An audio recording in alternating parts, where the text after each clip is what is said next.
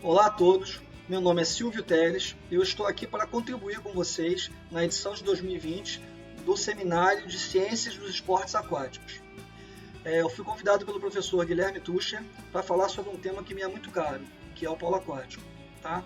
Eu sou professor da Escola de Educação Física e Desportos da UFRJ e do Instituto de Educação Física e Desportos da UERJ. Além disso, sou técnico de polo aquático do Fluminense Futebol Clube.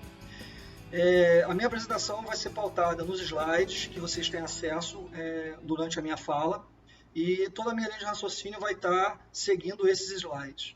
Então eu vou atuar como se eu estivesse numa palestra presencial, utilizando esses slides e outros documentos que eu separei para me ajudar aqui nessa colaboração a vocês. Queria ressaltar a importância desse tipo de evento, principalmente nesse momento de pandemia, onde o isolamento social não permite que a gente tenha maiores interações presenciais. Então, esse tipo de evento, de iniciativa, faz com que o conhecimento continue a ser produzido e nós tenhamos a oportunidade de interação, mesmo que remotamente. Tá? O tema da nossa apresentação de hoje é esse que está aí, a aprendizagem no polo aquático. Quais são os principais aspectos a considerar no processo de aprendizagem do polo aquático. Eu vou começar a minha apresentação falando um pouquinho sobre a questão histórica, né, o panorama histórico no Brasil. Antigamente, lá atrás, né, no final do século XIX, início do século XX, não existia uma especialização esportiva. Muitos atletas nadavam, jogavam polo aquático, faziam saltos. Não é como hoje que o indivíduo escolhe uma modalidade e segue nessa modalidade durante toda a sua vida esportiva. Eles praticavam várias modalidades ao mesmo tempo. Então, no polo aquático, os primeiros jogadores eram oriundos do remo. Eram remadores. E, na verdade, o remo ele foi muito importante para a difusão do esporte no Brasil, especialmente no Rio de Janeiro, porque o futebol ele tem uma grande participação dessa instituição que foi o remo. Se você for prestar atenção, é Clube de Regatas Vasco da Gama, Clube de Regatas do Flamengo, Botafogo Futebol e Regatas, dentre outros, né, que tem na sua origem as regatas como fulcro do seu surgimento dentro da área esportiva brasileira. Os esportes surgem a partir do remo, né? Então cria-se um clube e esse clube expande criando muros e desenvolvendo outras atividades esportivas, como, por exemplo, o polo aquático. Tá? E esses primeiros jogadores de polo aquático, eles eram remadores e eram muito truculentos, né? Não eram nadadores. Apesar de não ter uma especialização, eles nadavam razoavelmente, remavam e jogavam polo aquático. Então, apesar de dominarem a natação, eram muito corpulentos, porque eram remadores e usavam a força para se desvencilhar dos seus adversários. Então, na verdade, o polo aquático ele tinha um estigma de um esporte muito agarrado, de muito violento, por conta dessa característica desses primeiros jogadores. Né? Os esportes aquáticos foram fundamentais para essa difusão. Antes dos esportes aquáticos assumirem um papel importante na construção do esporte no Brasil, nós tivemos o turf, que era praticado também nas praias. E depois, no turf, né, nós tivemos o futebol como paixão nacional. Mas nesse meio termo aí, os esportes aquáticos foram bastante difundidos, né, jogados no mar, né, eram jogados na Urca, eram jogados na Praia de Santa Luzia. Então, no início do século XX, o polo aquático se desenvolve primeiramente no mar e depois ele vai para dentro dos clubes. E tendo como principais praticantes, os remadores. Por que eu estou falando isso? Porque a aprendizagem do polo aquático ela era meio que intuitiva. Não tinha praticamente intercâmbio, então as pessoas aprendiam a jogar polo aquático meio que com regras trazidas por indivíduos que viajavam e traziam esse conhecimento. Então, nós não tínhamos a possibilidade de ter uma escola de polo aquático com influências internacionais inicialmente. Aprendia-se a partir do que se trazia, não tinha possibilidade de filmagens, né? Então, era um esporte ainda muito preso na ideia da troca corporal, do agarra-agarra. Os atletas jogavam de maiô, então era um esporte totalmente diferente do que a gente vê hoje. essa característica de um esporte parado, por que eu digo parado, né, na perspectiva da dinâmica do jogo? Porque tinha um indivíduo que jogava no ataque, indivíduo que jogava no meio do campo e indivíduo que jogava na defesa, meio que como se fosse um futebol, né? E isso fazia com que os jogadores do meio campo fizessem a relação, né, entre o ataque e o meio campo, e o meio campo entre a defesa, ligava esse processo de sistema tático, né, do polo aquático nesse período. Então o atacante não voltava, ele ficava lá no ataque, o meio do campo, essa relação entre ataque e meio campo e defesa. Aí a defesa também não ia no máximo até o meio campo e voltava para defender. Isso fazia com que a natação não fosse tão importante nesse primeiro momento do polo aquático. Tá? A partir de 1950, nos anos de 1950, mais precisamente em 52, chega um técnico chamado Paulo Kostoli, em que ele vai mudar essa dinâmica do polo aquático nacional. Ele pega nadadores e ensina os nadadores a jogar. Então, enquanto as equipes com a perspectiva antiga defendiam com 2, 3 jogadores, né, as equipes pautadas na perspectiva do Kostoli atacavam com 6 jogadores e defendiam com 6 jogadores. Isso fez com que o Fluminense criasse uma hegemonia de 9 anos e 104 jogos sem perder, entre 1952 e 1961. Então, os fundamentos do polo aquático começaram a ser também balizados pela importância da natação, que fez com que a dinâmica do jogo fosse drasticamente alterada. Né? Obviamente, isso foi um processo que demorou muitos anos, e a partir dos anos de 1950, o estilo de jogo do Brasil muda bastante, principalmente pela influência do Paulo Kostoli. A partir dos anos de 1950, ingressando nos anos de 1960, nós vamos ter a fase de ouro do polo aquático.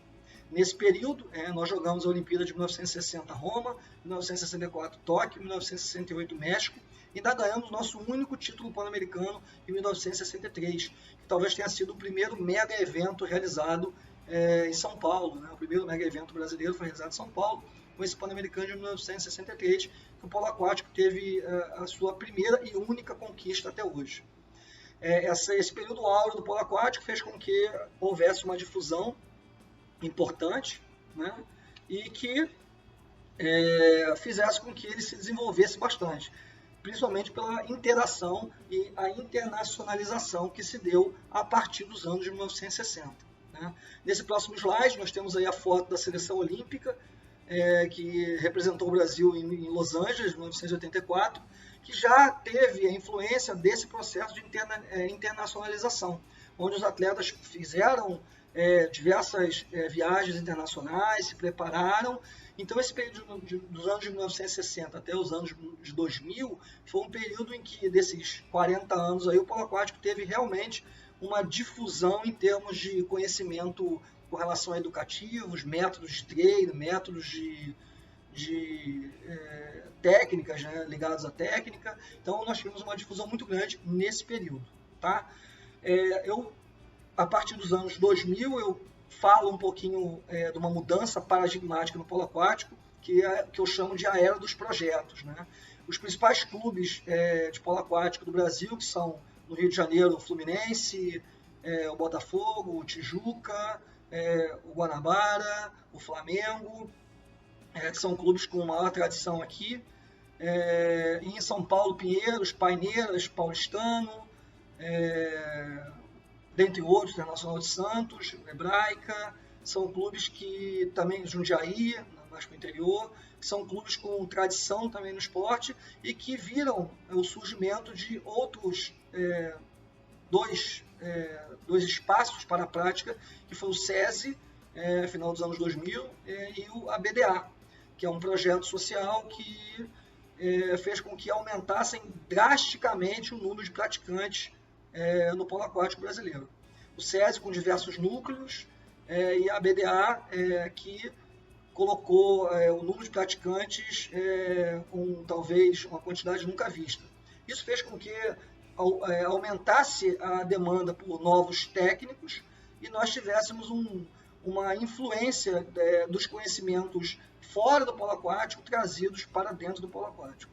Então eu diria que a junção entre essa nova era dos projetos, juntamente com o período tradicional desses principais clubes que eu falei, fez com que nós tivéssemos uma difusão de conhecimentos maiores, trazidos, né, por indivíduos que muitas vezes, né, não tinham tanta experiência no polo aquático como os técnicos mais antigos, que em sua grande maioria eram ex-jogadores, né?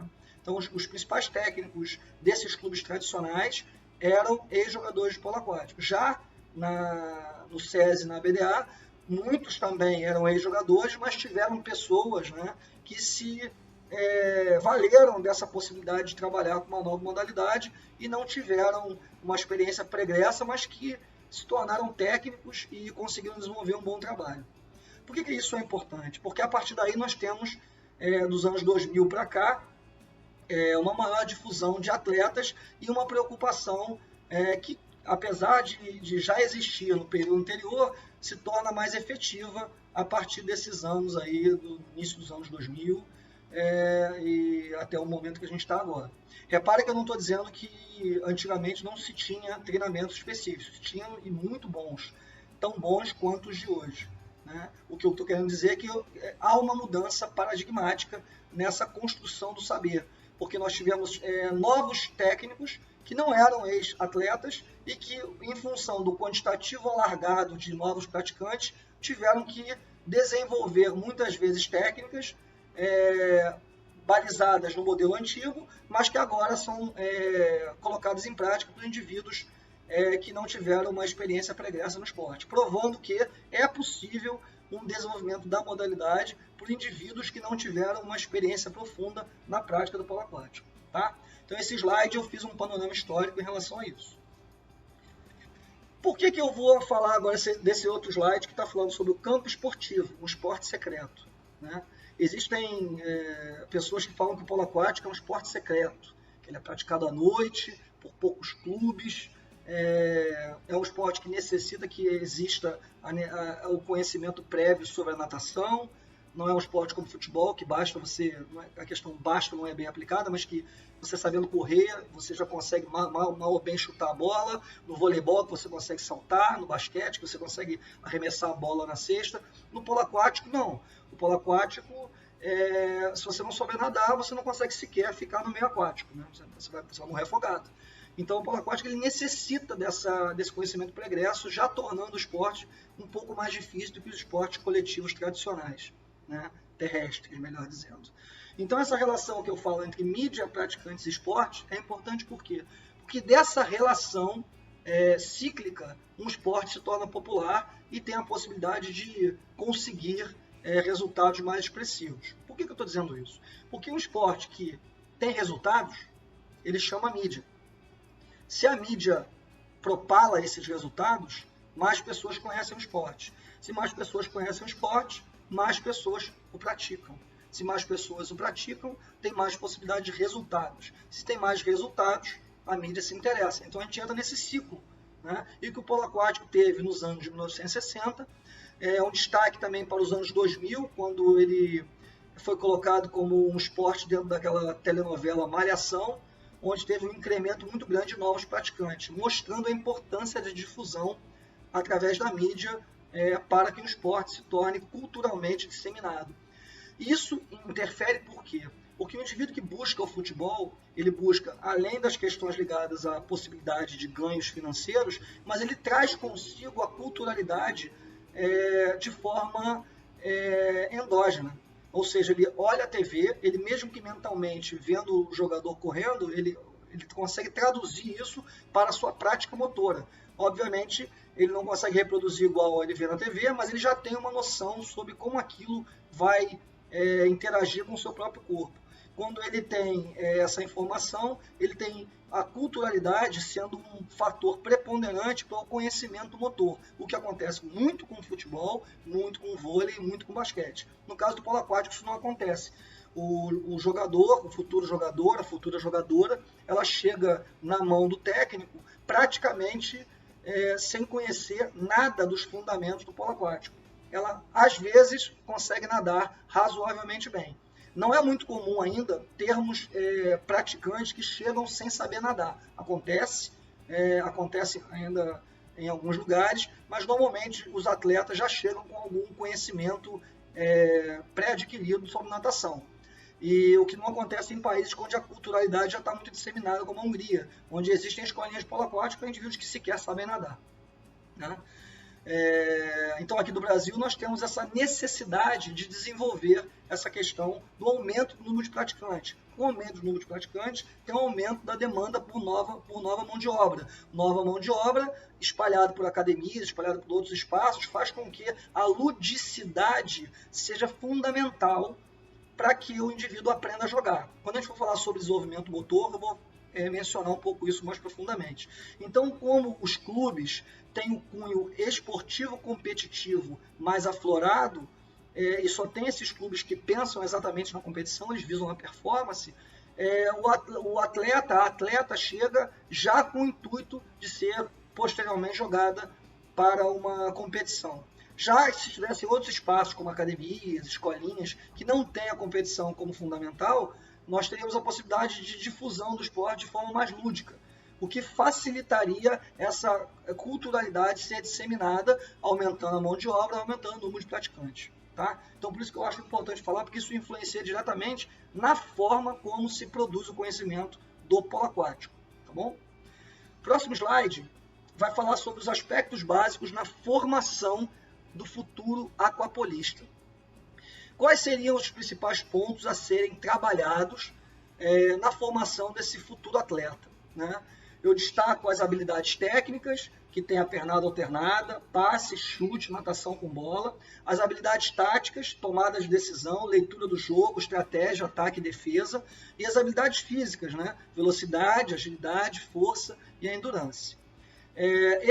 Essas três habilidades, nesses três conjuntos de habilidades, são aquelas que vão nortear a formação desse jovem atleta, da iniciação até a especialização, né? A gente vai tentar discutir sobre o aspecto do desenvolvimento motor, em que momento isso deva ser trabalhado e quais aspectos devem ser dados mais ênfase em função da necessidade para a produção de movimentos ligados ao polo aquático otimizados, que consigam dar conta de atingir os objetivos propostos tanto pelo jogador como pelo técnico. Tá? Para começar essa discussão sobre essas habilidades que eu falei anteriormente, eu vou abordar um tema que eu acho fundamental e que todo indivíduo que deve trabalhar com crianças deve ter um mínimo de conhecimento, um conhecimento adquirido na universidade, e que eu vou trabalhar ele aqui agora ligando ao polo aquático. Eu vou usar a ampulheta do Galahu, né, do livro Compreendendo o Desenvolvimento Motor, Bebês, Crianças, Adolescentes e Adultos. Essa ampulheta que vocês estão vendo aí no slide faz uma divisão de fases desse desenvolvimento motor que devem ser muito levadas em consideração, principalmente para que esse atleta, futuro atleta, né, o praticante, atinja os níveis máximos de possibilidade de desenvolvimento das técnicas vinculadas ao polo aquático. A gente vai falar rapidamente, porque eu não vou me aprofundar nesse assunto, mas vou apresentar da forma como eu penso que deve ser feita a introdução do futuro aquapolista a partir dos seus fundamentos, das técnicas do esporte. Tá? O Galahu vai falar nessa ampulheta sobre essas fases desse desenvolvimento. Né? A primeira fase é reflexiva, né, que vai ser dividida em estágios de codificação, que é de 0 a 4 anos, e a de decodificação, que vai de 4 meses a 1 ano. Né? Na fase de codificação, que vai de 0 a 4 meses, de 0 a 4 meses, ela é totalmente involuntária, são movimentos involuntários. Movimentos em que o bebê, né, o recém-nato, não controla os seus movimentos. De 0 a 4 meses, ele praticamente está numa fase em que ele busca informações do meio. Ele está tentando entender o meio que o rodeia. Então, esses primeiros 4 meses são aqueles meses em que total descobrimento do ambiente que está rodeando essa criança. Tá? Esse estágio de decodificação, que vai dos 4 meses a 1 ano, é o momento em que ele começa a ter um mínimo, né, de reconhecimento do movimento motor. É involuntário, mas ele começa a ter uma inibição de determinados reflexos. Né? essa inibição desses determinados reflexos, né, com o aumento da influência do córtex, vai fazer com que esses movimentos que são inicialmente involuntários tornem-se cada vez mais voluntários, né, de acordo com esse desenvolvimento dessas fases propostas pelo Galahu. Tá? Por isso que a natação para bebê ela é tão importante. Nessa fase, né, de codificação, de 0 a 4 meses, que muitas vezes, né, a recomendação é que o bebê só entre na piscina após tomar todas as vacinas, é uma recomendação meio que genérica. A partir desses 4 meses ali, ele começa a desenvolver-se a partir das interações com o meio. Apesar dessas duas fases, a reflexiva e a rudimentar, ainda ter uma gradação muito previsível, né, em relação às outras, ainda é possível que o meio seja determinante para que esse indivíduo tenha um desenvolvimento otimizado, né, de forma que ele consiga interagir com o meio de forma muito melhor e muito mais rápida, sem que isso venha a ferir algum tipo de necessidade de aceleração por parte da criança. Mas não está acelerando, a gente está apresentando a ele o mundo, e a natação para bebê tem essa função importante para esse reconhecimento do corpo no meio aquático. Tá? Essa fase vai ser sucedida novamente por uma outra, que é a fase rudimentar.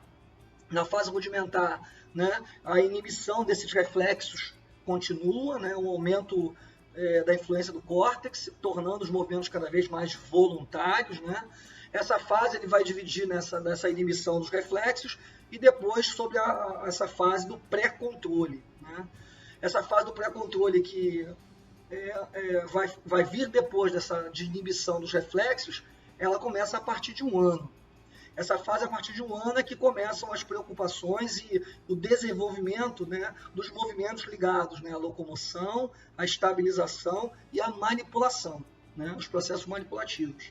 Nesse momento, a criança começa a se locomover, né, se arrastando, depois engatinhando, depois ela senta, depois ela fica em pé e depois ela se locomove. Essas fases, né, da motora reflexiva e da fase rudimentar, elas, como eu falei, são muito previsíveis. A criança segue essa lógica, né? Ela se arrasta, ela primeiro consegue enrijecer o pescoço, o tronco, depois ela senta, depois ela vai se equilibrar, né? Vai se estabilizar, né? Controlando ali a gravidade, a relação da força da gravidade, depois ela começa a se locomover. É uma ordem meio que natural. Lógico, o meio tem influência, mas menos influência do que as outras fases, que a gente vai falar um pouco mais para frente. Tá? Então, essa ideia da locomoção, da estabilização e dos movimentos de manipulação são importantes serem estimulados. Mais uma vez, a natação para bebê tem uma importante função nesse processo, que é a apresentação de cores diferentes, texturas diferentes, sensações do movimento de estar no meio aquático diferentes. Né? Todas essas questões são importantes para esse desenvolvimento da criança. Claro que a gente não está falando ainda de nenhum tipo de ligação com o esporte, nada disso. Né? Não tem rigorosamente nada a ver com isso. Depois nós vamos para a fase motora, chamada de fundamental, que vai dos 2 aos 7 anos, que muitos autores falam que é a idade de ouro da infância. Né? É nesse período dessa fase motora fundamental que as crianças vão realmente se desenvolver de forma interativa com o meio, e a importância do meio cada vez se torna maior. Tá? Ela é dividida em 3 estágios, né? Como a gente pode ver nos slides, no próximo slide. Né? O estágio inicial, né? Que é a subsequente depois da rudimentar, de 2 anos, onde ali a questão de locomoção, de manipulação e de equilíbrio se tornam cada vez mais importantes. Né? Essa fase depois é precedida pela elementar, que vai de 3 a 4 anos, onde a questão de controle da manipulação dos objetos já se torna bastante evoluída, né? E depois para o estágio maduro, que vai de 5 a 7 anos, né? 5, 6, 7 anos. Vale dizer que algumas crianças podem transitar sobre determinados movimentos entre uma fase e outra. Então ela pode ter um movimento de corrida na fase do estágio maduro, mas um movimento de talvez arremesso na fase ainda elementar, principalmente porque essa fase onde as coisas têm movimento, a bola vem na sua direção, né? A ideia de responder a um estímulo em movimento, ela vai se aprofundar nas fases dos movimentos especializados. Então, no caso do polo aquático, a criança de 7 anos reagir ao estímulo, né, com a bola vindo na direção, para ela ir em contato com a bola, é muito mais difícil do que nas fases subsequentes. Né? Então, quando você vai lá com a criança de 6, 7 anos, é importante você ter essa noção de que ela vai ter dificuldade dessa relação dos movimentos vindo em direção a ela. Ela não controla isso ainda de forma ótima. Né? Isso vai se desenvolver nas próximas fases, que a gente chama, né, na verdade o Galahu nomenclaturou como fase dos movimentos especializados, que vai dos 7 até os 14 anos, e a fase adulta, que a gente vai falar um pouquinho pormenorizadamente. Então, na fase motora fundamental, a gente já pode começar, não falando ainda de fundamentos, não falando ainda de regras, não falando nada ligado ao esporte formal, mas a gente pode começar a oferecer a essa criança, né, principalmente a partir dos 2 anos, e aí eu volto a falar sobre a ideia dos técnicos, né, que não tem talvez tanta relação com o polo, mas se houvesse uma maior demanda, esses técnicos que têm algum tipo de interesse com o polo aquático ofereceriam atividades amplas, irrestritas, mas que também pudessem ser correlacionadas ao ensino do polo aquático posteriormente. Então, a bola, né, a questão do movimento com a bola, o segurar a bola, a textura, o movimento de propulsão, que obviamente ainda é muito precário nessa possibilidade, né, levando em consideração os fundamentos da natação, né, equilíbrio, propulsão, respiração, que já devem ser trabalhados desde da fase fundamental, ali dos 2 anos. Na natação para bebê, lá no início, na fase rudimentar, você pode oferecer alguns tipos de movimentos correlatos a essa questão da propulsão, do equilíbrio, né? Principalmente esse controle do equilíbrio que se dá a partir da diminuição, né, dos reflexos. Então, essa questão de mais profissionais vinculados ao polo aquático poderia, nessa fase ali de transição entre a motora fundamental e os movimentos especializados, começar a oferecer estímulos que tenham alguma correlação, mesmo que embrionária, com o polo aquático. Tá? Mas, na verdade, a partir dos 7 anos, você já pode começar a trabalhar a ideia da propulsão, né? Já muito antes disso, dos 4, 3 anos, já pode trabalhar a ideia da propulsão, de bater perna, dos ciclos de perna, dos ciclos de braço. Você já pode começar e deve começar a trabalhar isso, que de uma certa forma estão intimamente ligados à aprendizagem do polo aquático. Tá? Na fase dos movimentos especializados, que vai de 7 aos 14 anos, né, essa fase que realmente o esporte começa a ser colocado de forma mais contundente. Principalmente, ao meu ver, no polo aquático, a partir dos 10 anos. Tá? 10 anos é uma idade, eu diria, ótima. Lembrando que cada criança responde a um desenvolvimento maturacional que tem influência nessas fases propostas pelo Galahu.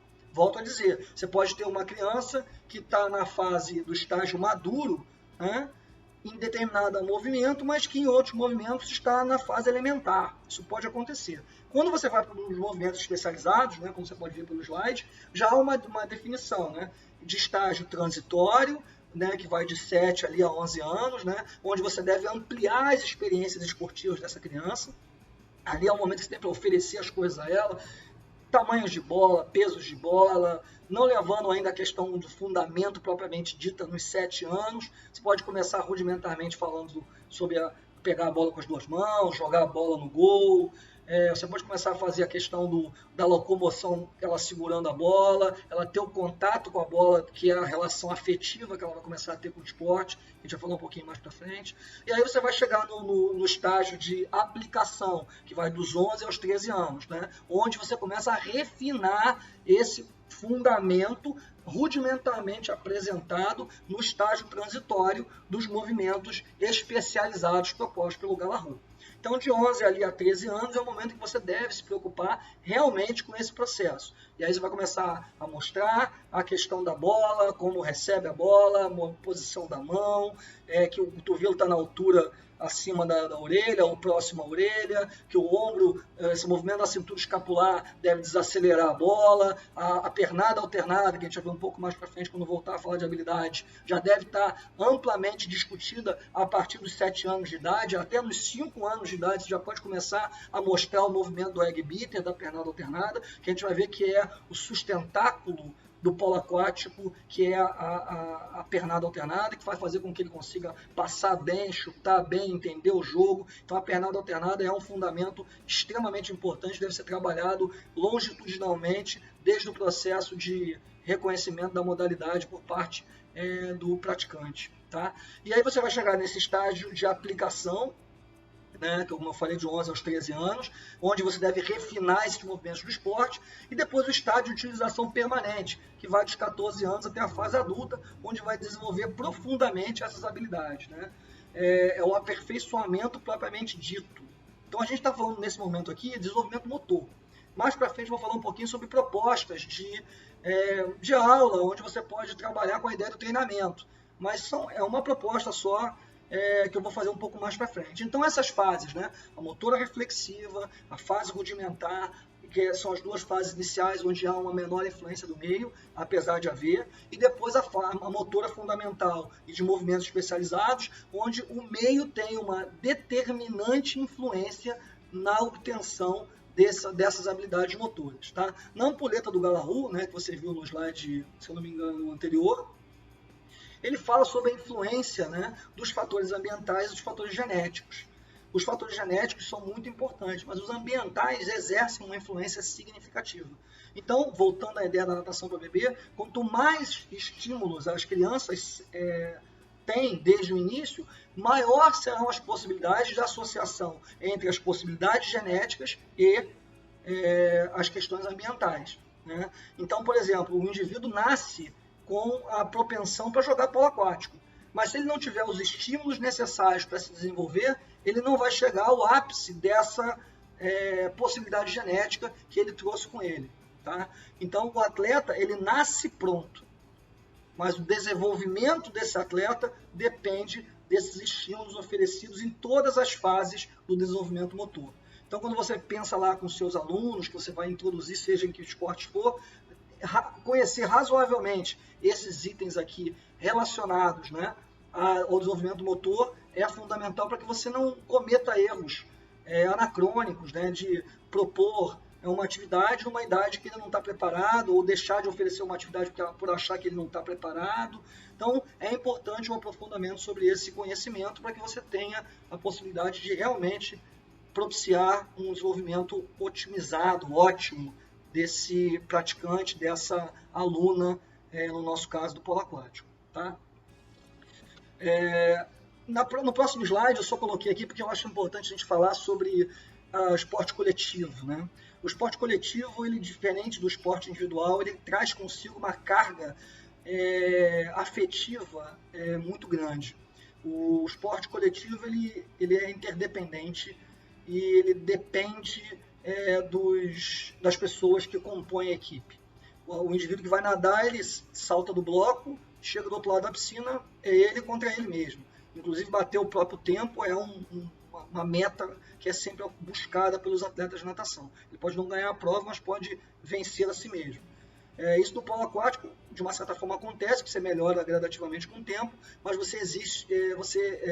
existe sempre a possibilidade de interação com os outros membros da equipe, e isso é decisivo. Então, você desenvolver já lá no início, né, mesmo que seja na fase motora fundamental, de 3, 4 anos, 5, 7 anos, a relação de amizade, de afetividade, a ideia da psicomotricidade com as crianças.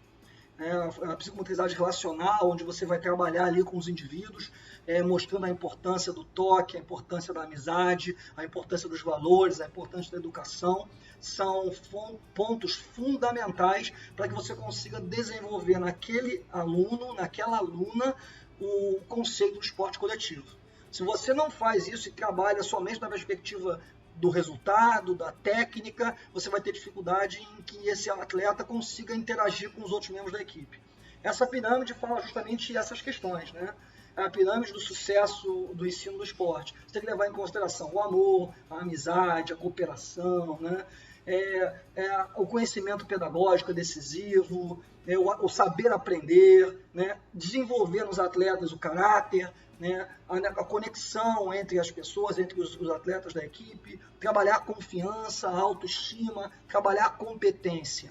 esses 4 Cs que está nesse coaching do manual dos Estados Unidos, está aqui a referência, eu acho importante porque mostra que o esporte coletivo não pode ser somente preso dentro da performance. Então, o que vai fazer com que o atleta entre no esporte é um motivo, mas o que vai fazer com que ele permaneça, com certeza, está relacionado às amizades. Então, o professor não pode ignorar. Então, atividades lúdicas, atividades recreativas, atividades inclusivas, atividades onde você tem a possibilidade de incluir os mais diferentes tipos de habilidades motoras dentro de uma mesma atividade, indivíduos que naquele momento não detêm tanto conhecimento em função daquele desenvolvimento seja atrasado. Você tem que continuar promovendo a integração desses indivíduos para que a partir dessa integração você consiga um desenvolvimento global do seu atleta, né? Do seu futuro atleta, do seu futuro aquapolista.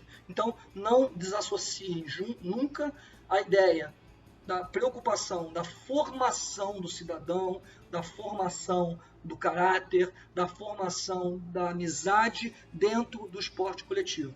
Então, a formação do atleta de polo aquático, provavelmente dos outros esportes coletivos e também dos individuais, mas no coletivo estou dando ênfase, perpassa por essas questões, tá? Nesse próximo slide eu volto a falar sobre as habilidades técnicas, habilidades táticas e habilidades físicas, né? Levando em consideração tudo que a gente falou, das idades lá do desenvolvimento motor, nós temos as habilidades técnicas, que vão trabalhar com a ideia da pernada alternada, passe, chute, natação com bola. Por que eu estou falando sobre isso? Porque essas habilidades técnicas elas podem ser inseridas rudimentarmente já na fase motora fundamental no estágio inicial. No estágio inicial você vai falar ali, pô, mas o indivíduo tem 2 anos, tudo bem, mas eu vou falar sobre propulsão, vou falar sobre bater bola, não vou falar sobre fundamento, não vou falar sobre isso, mas eu posso começar a mostrar o movimento da pernada alternada, que de uma certa forma se assemelha à pernada de peito, né, que são movimentos com o pé em dorsiflexão, né, apesar de ele fazer a extensão. Mas ali a pernada alternada deve ser trabalhada porque ela é o fundamento mais importante, acredito eu, do polo aquático. Fazendo uma analogia, seria como se você estivesse num barco, numa tempestade, com um dardo na mão, com um alvo. Se o barco está na tempestade, esse movimento faz com que você tenha dificuldade de acertar o alvo. Por quê? Você está oscilando demais. Se você está no mar com calmaria, você joga o dardo com mais facilidade de acertar o alvo. Essa é a mesma analogia que eu faço com uma pernada alternada com um passe com um chute. Se você não consegue se equilibrar e fica subindo e descendo na água, tem muito mais dificuldade de acertar o alvo. Então, todo o trabalho de core, trabalho de perna, trabalho de movimento relacionado entre a cintura escapular e cintura pélvica, essa relação que se dá, né, desse esquema corporal do esporte polo aquático deve ser trabalhado intensamente, vinculado à pernada alternada. Tá? Existem vários educativos que a gente chama de educativo de posição de aranha, que é como se o indivíduo ficasse deitado na água com a barriga para o fundo da piscina, onde ele vai trabalhar o deslocamento, ele vai trabalhar a partir dali o salto, ele vai trabalhar o posicionamento vertical, a mudança de decúbito. Todos esses movimentos devem ser trabalhados intensamente, principalmente nessa fase motora fundamental ligada ao estágio maduro e o estágio elementar. Um dado interessante é que tem pessoas que, olha só, por não desenvolver o estágio elementar e o estágio maduro, permanecem nesse estágio em alguns movimentos motores, algumas habilidades motoras, a vida inteira. Tem pessoas que não aprendem a correr nunca, porque não se desenvolveram nesse estágio fundamental que nós, por exemplo, podemos falar que é o estágio maduro. Nesse estágio maduro o cara não desenvolveu, e ele vai levar essa fragilidade dessa habilidade para a vida inteira. Então, a oferta de estímulos é decisiva para a formação atlética de qualquer futuro aquapolista ou de qualquer outra modalidade. Tá? As habilidades táticas, né, como vocês podem ver aí no slide, estão vinculadas às tomadas de decisão. O polo aquático é um esporte para pessoas que são treinadas para serem muito inteligentes. Porque você está o tempo todo cansado, não é um esporte que você pode descansar, você está sempre em movimento, você está o tempo todo fazendo força, é um esporte de muito contato, então você tem que pensar uma oferta de oxigênio reduzida. Então você tem que estar sempre tendo que tomar decisões, se eu passo a bola para a direita, se eu passo a bola para a esquerda, parece uma besteira, mas não é. Para aqueles que entendem um pouco mais, ou para aqueles que podem procurar entender, Vou dar um exemplo. O polo aquático tem a questão tática que a gente chama de leque. O leque, né, como se fosse um leque para abanar, ele começa na posição canhota, né, a posição 1, 2, 3, 4, 5 e a posição 6, que é o centro, né, que é como se fosse o pivô no futsal. Se o centro está virado para a posição 5 e a bola está na posição 3, que é de frente para o centro, e o centro está virado para a posição 5, e o cara da posição 3 que está com a bola joga a bola para a posição 1, o ataque está praticamente perdido. Porque se nós temos 30 segundos de ataque, até a bola voltar da posição 1 para a posição 3, para depois voltar para a posição 5, o cara da posição 5 pingar a bola no centro, o tempo de ataque já acabou. Então, a leitura do jogo, né, a estratégia do jogo e a tomada de decisão podem e devem ser trabalhadas já nesse estágio transitório dos movimentos especializados, que vai dos 7 aos 11 anos. Né? Ali você já pode começar a falar sobre leque, a falar sobre as questões táticas relacionadas a esse posicionamento básico do polo aquático, que é o leque, principalmente para indivíduos ali de 10 anos, já pode começar a trabalhar isso. 10, 11 anos é uma idade que perfeitamente assimila esse tipo de conhecimento, essas experiências esportivas. Tá? Então essas questões táticas devem ser trabalhadas, eu acredito que a partir dos movimentos especializados, segundo o Galarrou. 7 anos é possível? Mas é mais difícil, porque como eu falei anteriormente, ele já tem dificuldade com relação ao movimento da bola vindo em direção a ele. Então ele já entender espacialmente essa disposição do corpo com relação às questões táticas aos 7 anos, vai depender muito de uma especialização dessa criança, que ela já traga com ela um conhecimento muito amplo. O que eu acho mais difícil. Então eu acredito que dos 9, 10, 11 anos, 9, 10 ali, seja interessante esse início dessa oferta de conhecimentos ligados às questões táticas.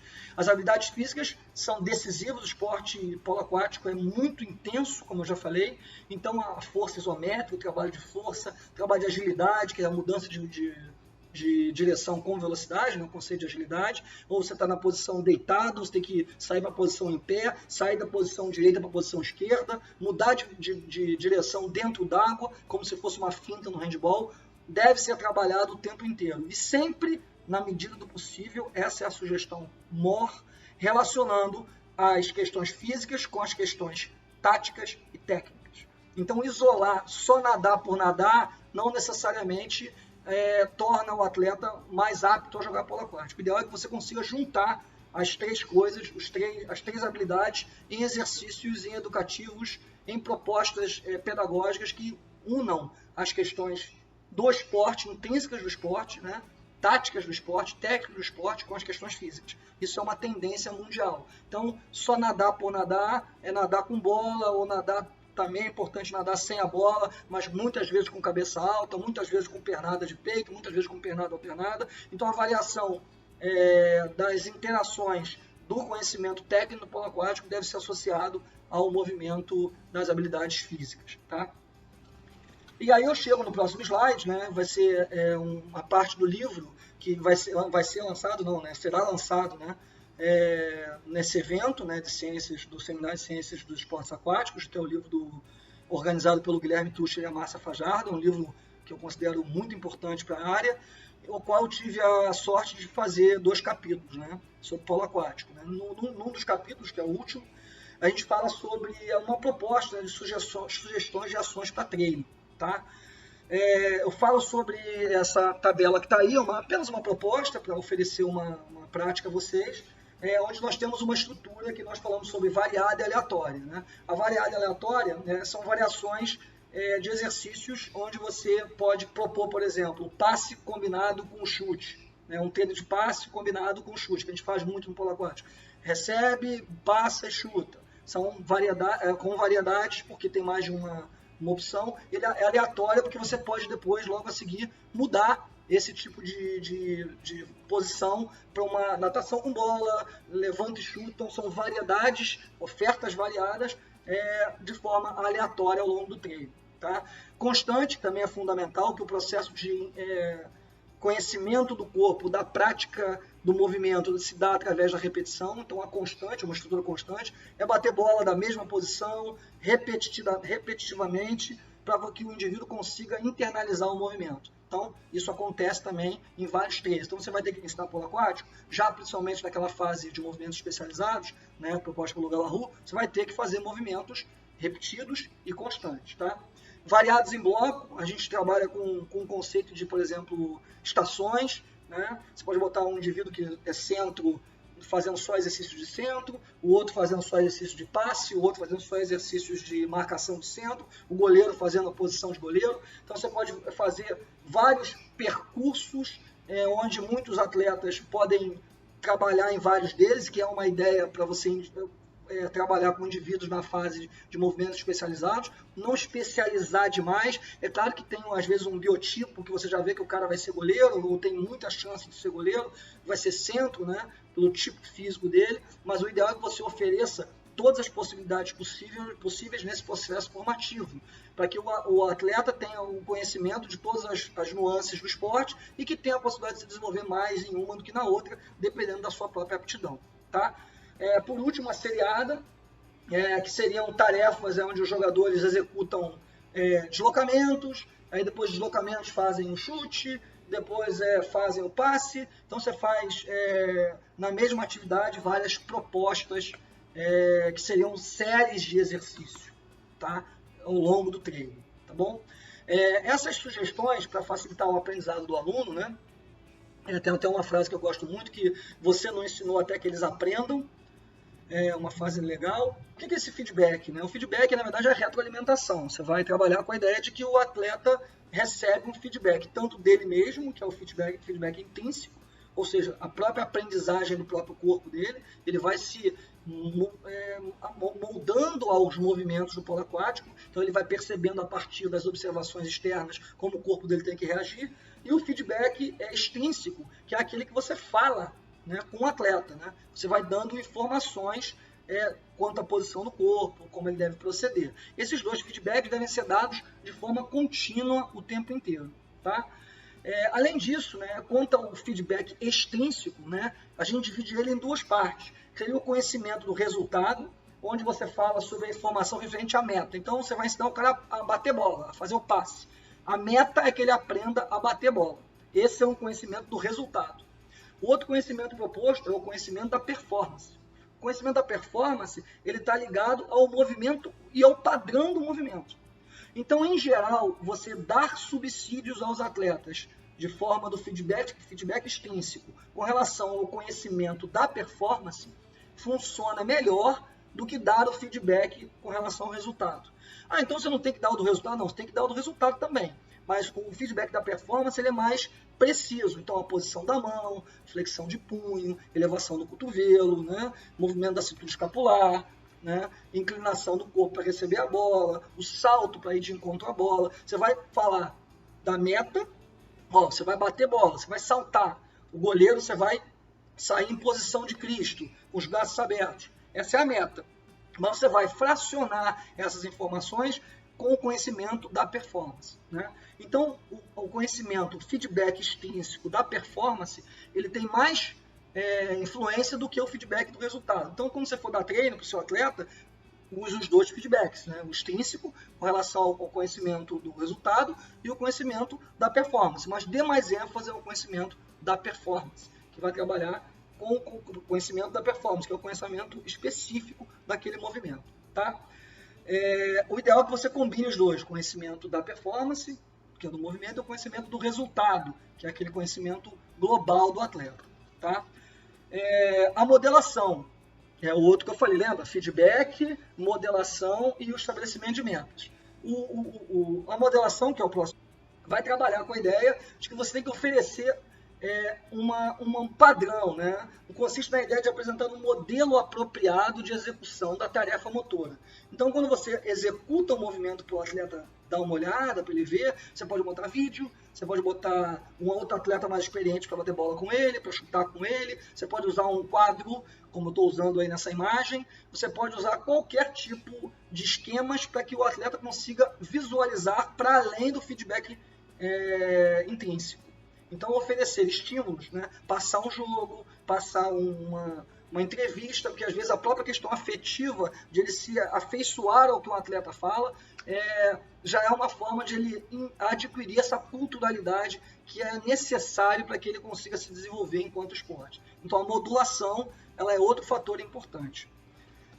Por último, o estabelecimento de metas. Quando você está oferecendo o treino para o seu atleta, né, é importante que você module, você ofereça uma proposta, mas ao mesmo tempo você tem que ter uma meta para aquilo. Né? Então, como é que é isso? Vamos fazer um mini-jogo, vamos fazer um desafio técnico, vamos acertar o gol tantas vezes, vamos passar sem deixar a bola cair, seriam jogos cooperativos, né? A bola não pode cair, então quantos passos vocês vão dar sem deixar a bola cair? E aí você vai dando feedback extrínseco no conhecimento da performance e no conhecimento do resultado, lembra que a gente viu lá atrás? Você vai interagindo com o seu atleta, utilizando o feedback, a modulação, que é uma proposta, e o estabelecimento de meta. Tem que ter uma meta, o cara tem que ter uma meta a cumprir para que ele tenha vontade, ele tenha libido para aquilo funcionar para ele, né? Então é importante que ele tenha a vontade de executar aquela ação e oferecer a ele uma meta, né? É importante, né? Os desafios estabelecidos, né, num determinado tempo também produzem resultados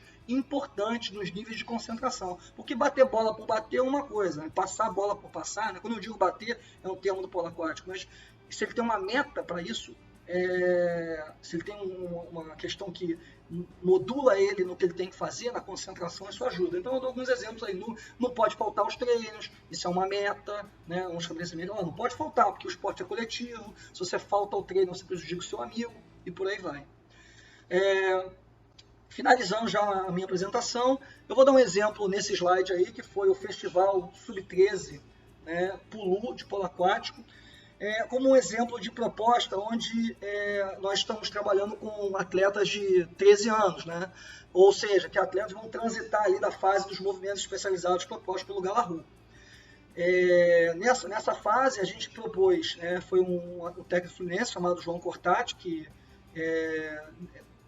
criou esse evento, e ele vem funcionando no Rio de Janeiro, onde muitos clubes participaram, né? O Vasco participou, a BDA participou, a BDA Rio participou, Fluminense, Botafogo, Tijuca, né? Esses clubes participaram no ano passado, juntou mais de 130 atletas no Júlio Delamare, e essa competição ela tem uma peculiaridade, né? Ela não tem classificação, o campo é menor, 2 tempos de 10 minutos, não tem placar, sem pedido de tempo, sem tempo de posse de bola, ou seja, são uma forma de adaptar as regras para esses indivíduos que ainda estão em processo formativo, né? Então esse Festival Pulu, como acontece em São Paulo, o SESI também faz às vezes competições teams com eles lá, que a BDA também faz competições, não é só no Rio que acontece, outros estados também fazem, mas são competições adaptadas onde o indivíduo que ainda está em processo de construção dessa habilidade motora